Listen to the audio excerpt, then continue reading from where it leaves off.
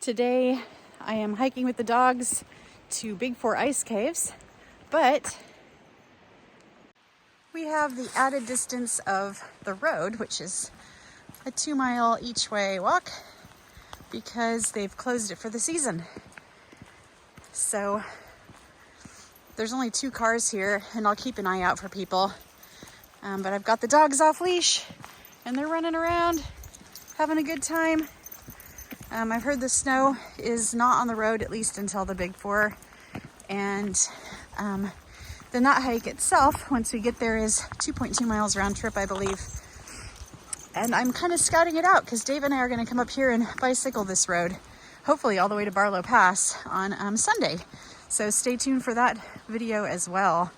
But it is really freaking cold and really beautiful. We had a big windstorm come through and goofball. Got some blowdowns here. There could be some on the road. I don't think maybe too many yet, but in the spring they always have to clear stuff off of here before they can open it up again. We're gonna cross Coal Creek. Really beautiful. There's still a lot of leaves hanging onto these trees.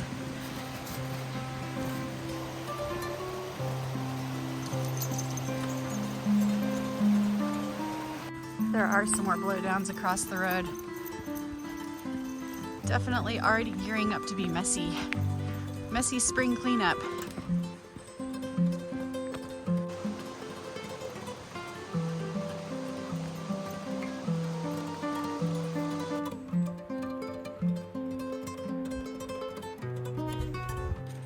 The view is just gonna get prettier from here.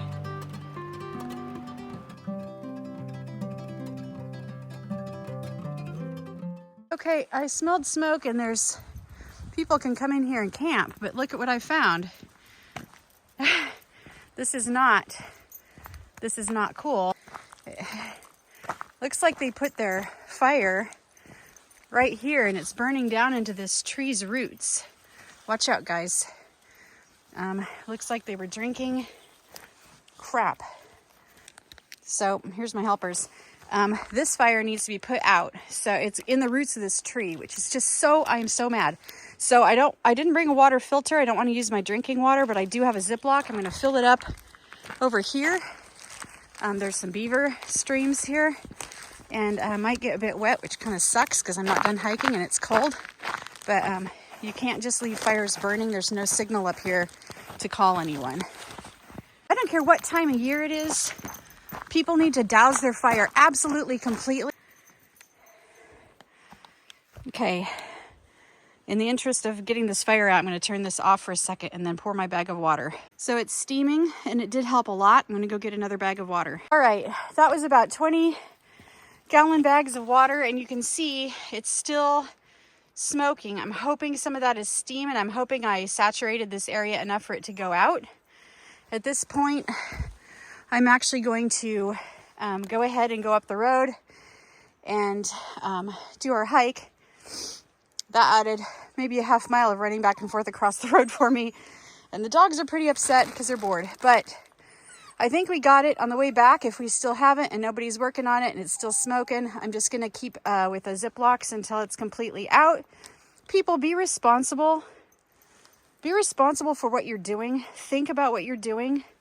This tree, I mean, you can see, I think actually somebody tried to put it out earlier. There's a log and you can see that they maybe dug it out from underneath here. But this poor little tree, I mean, it's going to be lucky if it lives with all of that burnt out from under its roots. That's just screwed up in so many ways. Back to our regularly scheduled beauty. I can see the sign for our turn into the picnic area where the hike will start. And I'm at 2.2 miles, which is more than what it would really take you if you just walk from the gate to this turn without trying to put out a fire. There's a lot of beaver activity here. If we're lucky, maybe we'll see one today. Now, I was gonna wait until the ice caves built up bigger before doing this hike, but I'm really excited because it's been out for a couple years because a bridge has been down, and they've finally, I've heard that they've put it up again and opened it. So we haven't been able to do this hike in a couple years. With it being super, super cold, I figured I'd keep these two little dogs at kind of a lower elevation rather than walk them through a lot of streams and up into the ice where they might turn into popsicles. So that's why we chose this hike today, and I think you're gonna love it. There's some really neat boardwalk. I'll show you more in a few. So right now we are in the picnic area. They've got a really nice covered area with this just unbeatable view. And there is an old chimney or a fireplace from an inn that used to be here, I believe. Let's go double check it. And a lot of outdoor picnicking area as well. They did have a really nice privy, but somebody burnt it down.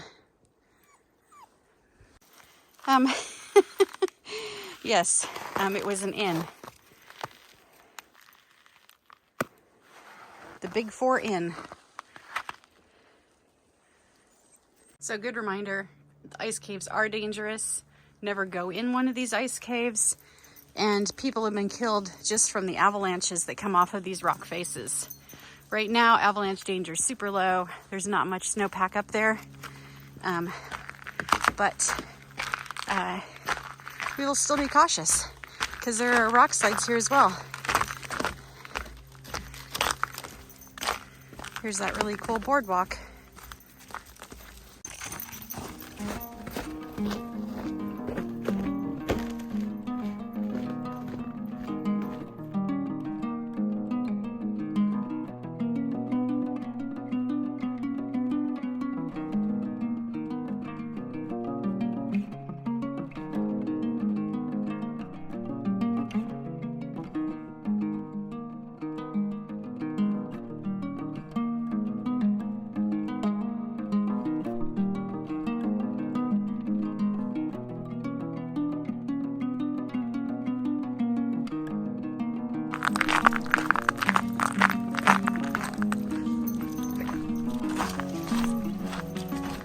So we're coming up on that bridge.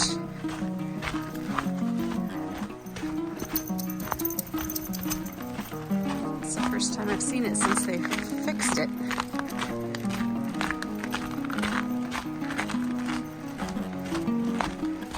Beautiful. Ooh, it's a loud bridge. All that crunchy ice. The dogs jump.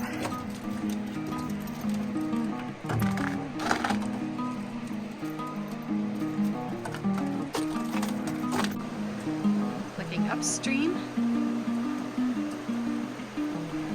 And this is so pretty right here. Look at that color. It's got that kind of crystal aqua. Beautiful. Crossing the stream on the little bridge.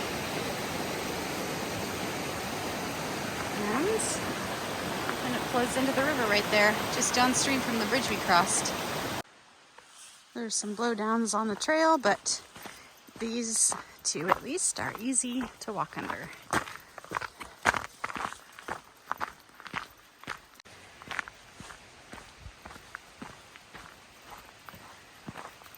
This trail right now it's packed ice, so it'd actually be nice to have like micro spikes when you get past a certain level. The wooden planks where there isn't ice are really slick too. But so far, no falling. So we've got this sign here. I'm at 3.33 miles in from the car. And it says avalanche zone. And you can also tell, because if you see all these trees around, there are very few in this zone that are actually, like, this is what the forest looks like outside of the avalanche zone. When you get into the avalanche zone, it's all tiny, bendy trees and tree trunks that are broken halfway off. So you have quite a clearing there, and you can see that I'm not anywhere near the ice caves, but very obviously the avalanches can come all the way down in here. So you definitely want to be aware of what you're doing and what the dangers are for the time of year you're doing it.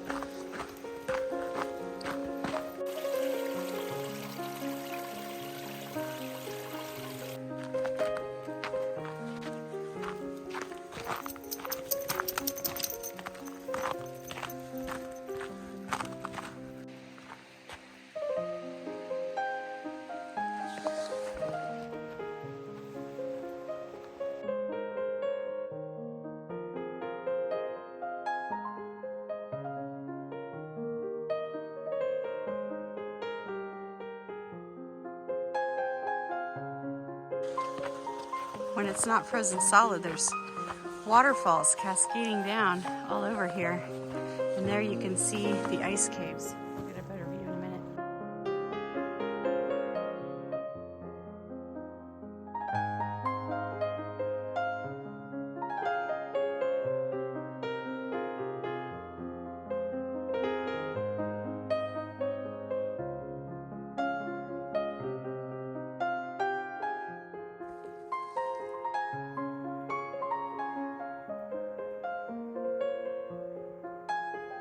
All right, I had a 3.8 at the ice caves. That's from where the road's closed, and I am just, there they are. I'm just heading back.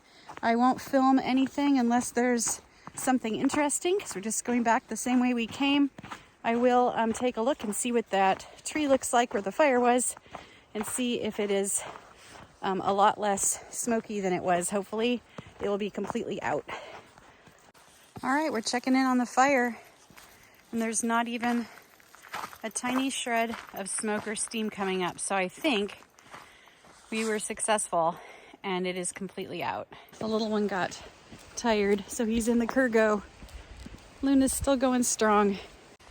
If she starts to look tired, I'll carry her. That's the good thing about having small dogs. All right, now this is the situation. Frodo, what you doing? All right, I'm almost back to the car. When I got here, there were only 2 other cars, and now you can see, even though it's a weekday, there are a lot of people. It's really popular. The other thing that you can see is the sign. I'll show you what it says on the front. It says no parking past the sign. So nobody ever pays attention, even when it is snowy and the snow plows have to be able to turn around there. See, no parking beyond this point, snow plow turnaround. You know, sure, there's no snow plows today, but it says no parking. All right, the distance I covered was 7.32 miles, and I did 384 feet of elevation gain. The dogs hiked the whole thing except for about a half mile towards the end, and then they finished it up with the last quarter mile. Beautiful hike, always worth it up here. Unfortunately, because it's popular, you get a lot of people that just don't understand. I was really surprised to see that fire burning in the tree roots, but I wasn't really surprised to see a lot of people parked past the do not park signs. It was a beautiful hike. I highly recommend this to everyone.